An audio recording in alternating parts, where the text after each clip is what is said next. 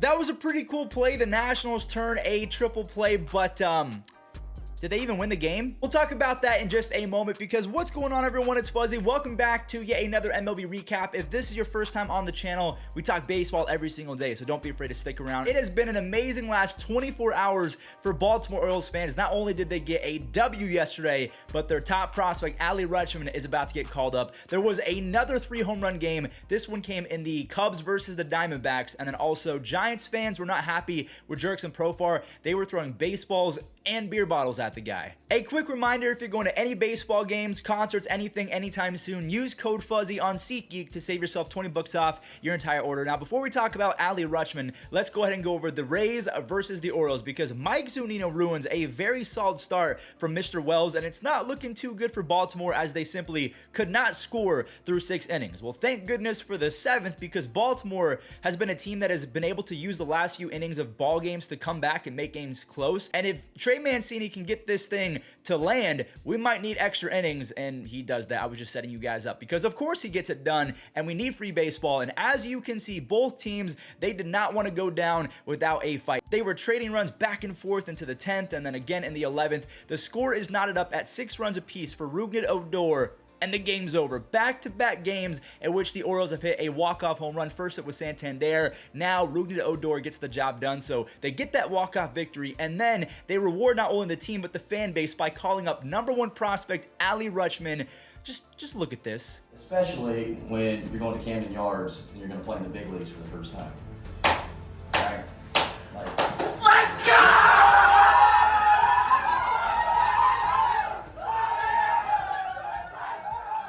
Once upon a time in college, Adley Rutschman was intentionally walked with the bases loaded. He was taken #1 overall in 2019, and this year he's hitting .309 with 3 home runs and a .430 on base percentage in 18 minor league games. So Adley Rutschman, I cannot wait to watch his debut. I met him last year in Colorado, one of the nicest guys. We were just cracking jokes, so I'm definitely going to be watching his debut. Nolan Gorman had his first base hit yesterday, but before we talk about that Nolan, let's talk about the other Nolan, Arenado. He put this one in play. Now, he wasn't given the RBI, but it was a fielder's choice, and either way, it was the first run of the game. Nolan Gorman has his first hit as a big leaguer. I can't wait to see what he does. And speaking of debuts, there's going to be another one with Matthew Liberatore later today against the Pirates. Now, focusing on the game from yesterday, no scoring happens between the 2nd and the 5th inning, when thankfully Dylan Carlson's RBI single starts a little rally. So that's an RBI single from Carlson, then one from Yachty, and then another one from Harrison Bader. And old man Jenkins, Mr. Adam Wainwright, he did not mess around yesterday. 7 innings, only 4 hits allowed. He's just 11 wins away now from 200, and he has a 46.1 career WAR.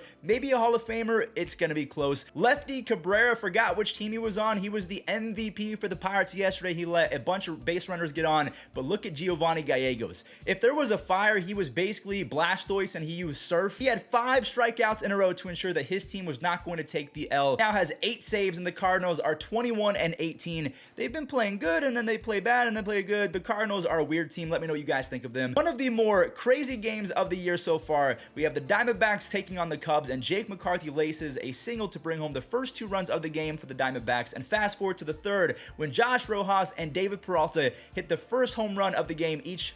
Oh, wait, hold up. They did it again. So they both have multi-home run games in back-to-back at-bats, and rookie Alec Thomas is showing that he belongs in the big leagues. He's hitting .333 with 3 home runs, 4 doubles, and a 181 OPS plus. I can't believe I didn't think about him for the rookie of the year, but right now, he might be the guy, along with Seiya Suzuki. So Story hits 3 bombs a few days ago, and Josh Rojas wanted some of that action. That's #3 on the day. That is the 8th home run total for both teams. So Josh has 3, 8 total. Well, there's #9 on the game.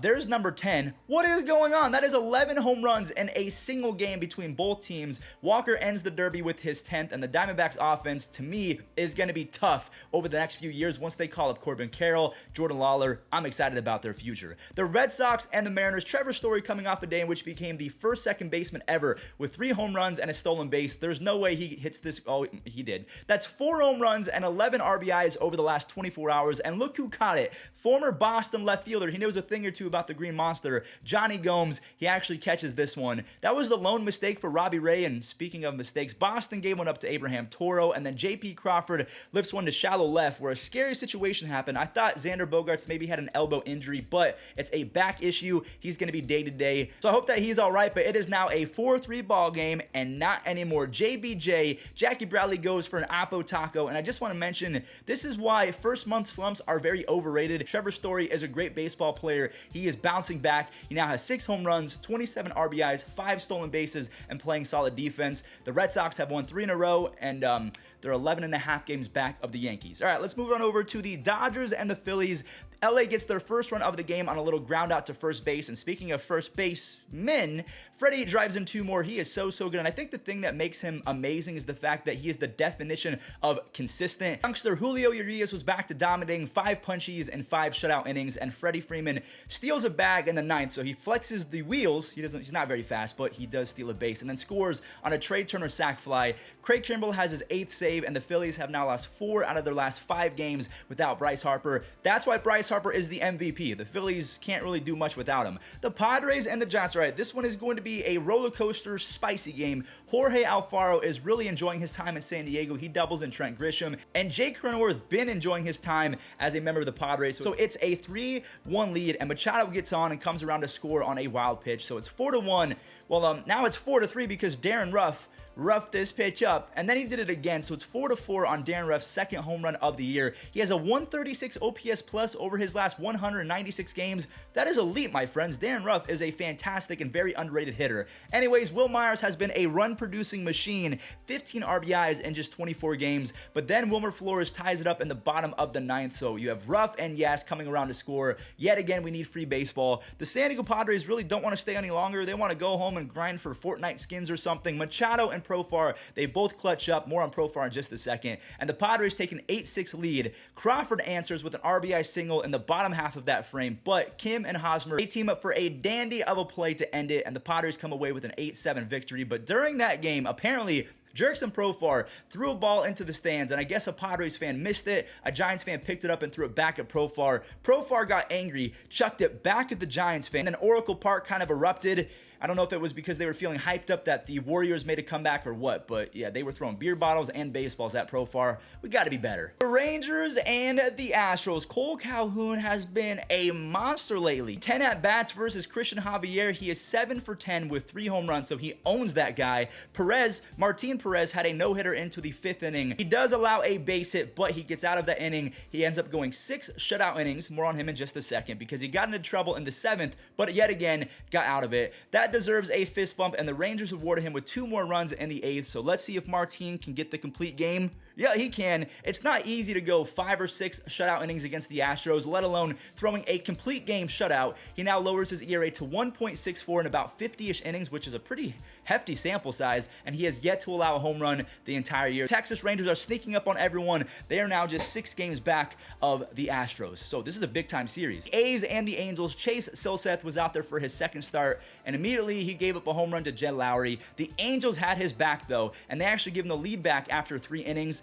I just wanted to mention Mike Trout has a 190 OPS plus, not just this year, since 2018. What even is that sorcery? Now back to Silseth. He was K'ing people up left and right, and then he left one over the plate. Seth Brown is a completely different human when runners are on base. He scorches another home run, so that's 21 RBIs, but he has a paltry 264 on base percentage. Kevin Smith has a sac fly, and the Oakland bullpen doesn't allow a single hit for the rest of the game. Jimenez secures save number 8, and good for him.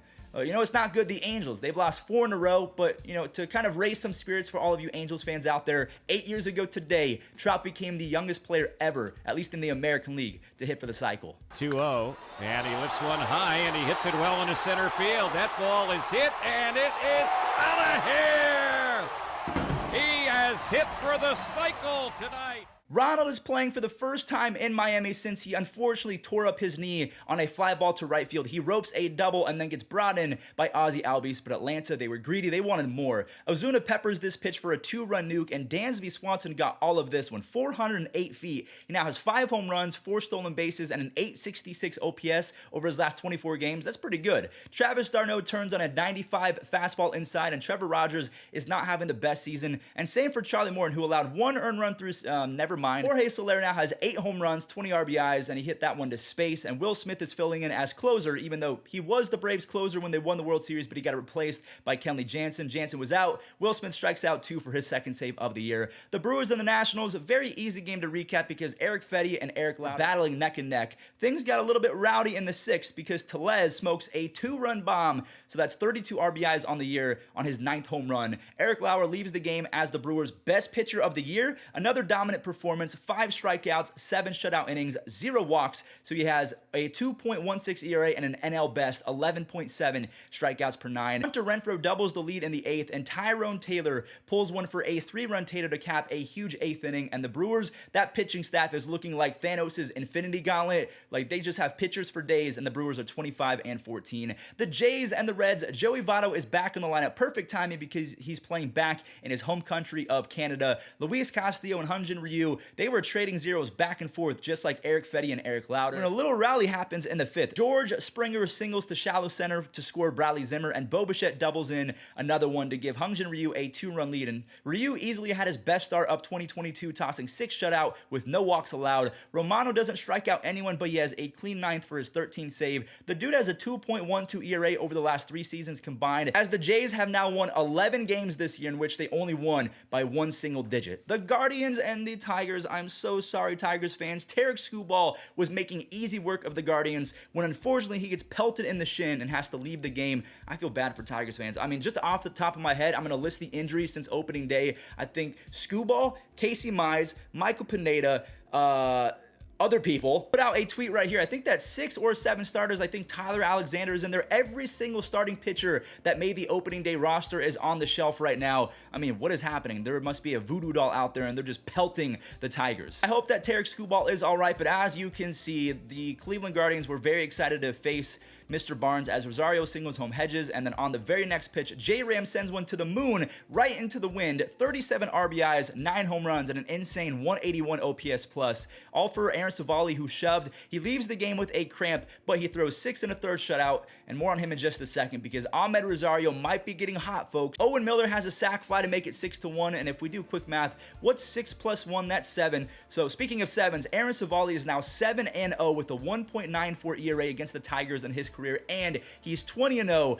when his lineup scores 3+ runs. So again, I hope that Tarek Skubal and the rest of the starters get back healthy because they're decimated. And last but not least, the Twins versus the Royals. Kyle Garlick gets this one through the third base shortstop hole, allowing Buxton to turn on the burners, and Gary Sanchez belts one to the gap for another extra base hit. He has 12 doubles and 4 home runs. He has been a monster for the Twins, at least in my opinion. Urshela and Bobby Witt Jr. both trade sac flies, and Devin Smeltzer must have smelt some blood in the water because he was hungry for a W. It was a strange start though because he almost goes 6 innings, allows just 1 run, but he didn't strike out anyone. The Royals mount a little comeback in the 7th, just unfortunately the bullpen can't hold up. They allow rookie Jose Miranda to drive in 2 more on a much needed confidence boosting double, and it sucks because Emmanuel Rivera ripped a home run, but Pagan, he's able to take a deep breath and close it out for his 6th save. That is going to do it for today's recap. Thank you all so much for watching. Shout out to Bailey and the boys, Nate, Patrick, and Sam, and also much love to Nate, Chase, and Braden for the extra support for giving super thanks on the latest video. So thank you all so much for watching, and enjoy the web gems from yesterday. I can't wait to watch Adley in his debut. Pump back on the bare hand by Jazz. Okay, I'm going to pick it with the glove. Nope, it bounces right there. Runner off, great jump, pitch called a strike, throw tails a bit. Oh, what a glove! Anticipation, I think, by Tyler there, and then the throw sailing. There's a little ground ball charged by Franco. Out at second and out at second base on the turn right here. Nice glove feed.